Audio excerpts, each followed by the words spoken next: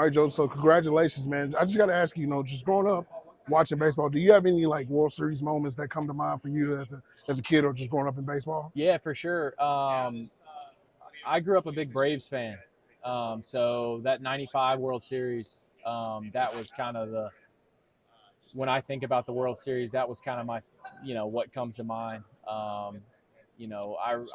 That's one of those points where I was that young, but I can remember, watching those games.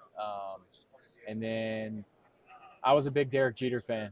So watching those Yankees teams, and it felt like they were in the World Series every year. So, watching those games is kind of memories as a kid for me.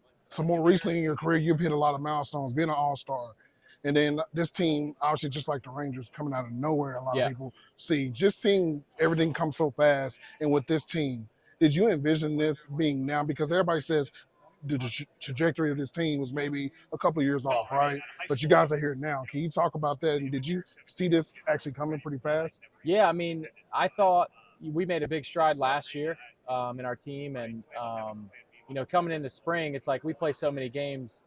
Obviously, your goal is to make it to the World Series, right? You want to be the last team standing, but it's really hard to predict that at the beginning of the year. That's your goal, but it's hard to say like if it's definitively going to happen. But coming down the stretch, we knew, the way we were playing, if we just got in the playoffs, we could do some damage. So to see, that kind of come to fruition here is special.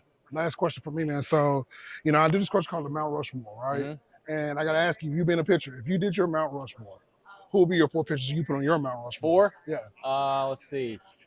I'd probably go, for me, lefty bias, Randy Johnson. Okay. I got to put in also reliever bias, Mariano Rivera. Okay. And then probably Roger Clemens. Mm-hmm. And then I'll throw in Nolan Ryan. That is a great 4. Yeah. Well, Joe, congratulations, man. Appreciate your time. Thank you, man. Thank you.